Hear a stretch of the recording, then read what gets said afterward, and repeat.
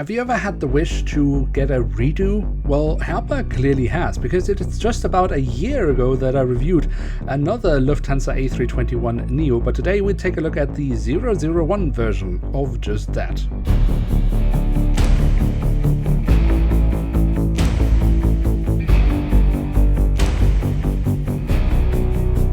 And with that, hello and welcome to a new episode of Review, where we today will take a closer look at an Airbus A321NEO of Lufthansa. At the front of the box we have a really lovely image of the aircraft in real life, and above that we find the Lufthansa branding. On the back side of the box we then have a lovely rendition of the aircraft, a lovely front view here, and a little bit of additional information. So that's it for the box. Let's take a closer look inside and at the aircraft model itself.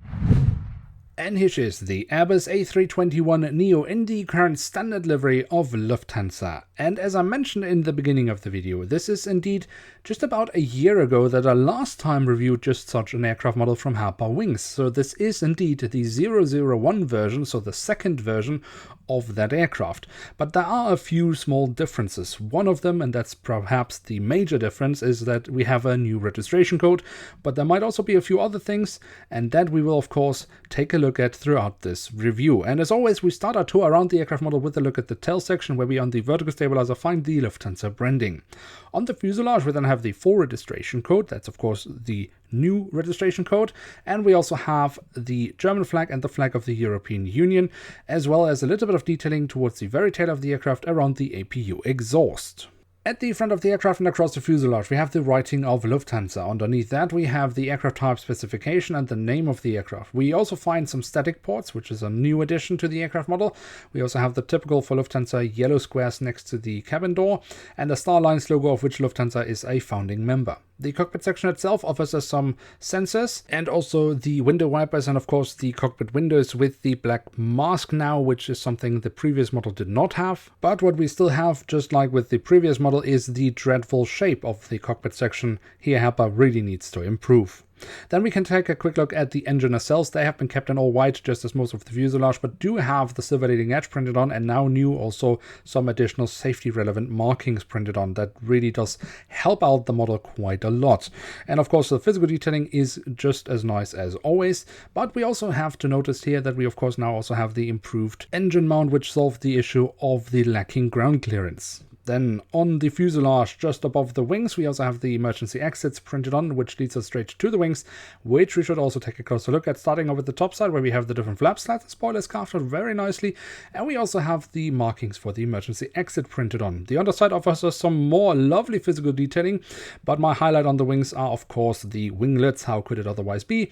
And here we also find the Lufthansa branding has been printed on by Herpa. And then we also have the landing gear. That is the standard landing gear that Herpa uses for all the Airbus A3NEO and indeed A320 family aircraft. Good for the main landing gear because that looks decent, bad for the front landing gear because that is totally oversized, and of course we're also missing printed details here.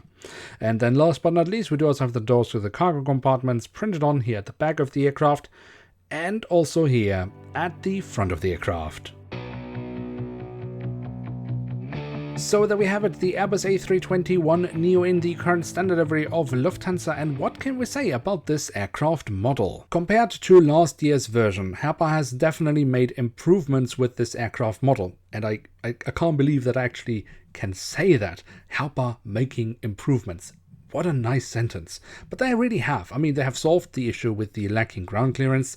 They've added some additional details in the print, which really does help out the model because it does have a livery that is, well, rather white. One thing you should also know if you're considering whether you should buy one or the other of these two models is that this of course has the black mask because the aircraft this model is based upon does have the black mask, where the previous model did not have the black mask because the aircraft this model was based upon, well, did not have the mask. What the two models, however, do have in common is the very bad and oversized front landing gear and the absolutely dreadful looking shape of the cockpit section. If we, however, take all that into account, there is no doubt in my mind that this aircraft model definitely is the better of the two. So if you are considering one or the other, then I would definitely say that this aircraft model is worth having in one's collection. Now with that, we have reached the end of today's episode. If you have enjoyed this video, then don't forget to leave a like, that would be very much appreciated. And of course, if you are new around here, why not hit subscribe? That would be absolutely awesome. With that, I'd like to say thank you very much for watching. Hope to see you soon again. I'm checking out, and bye.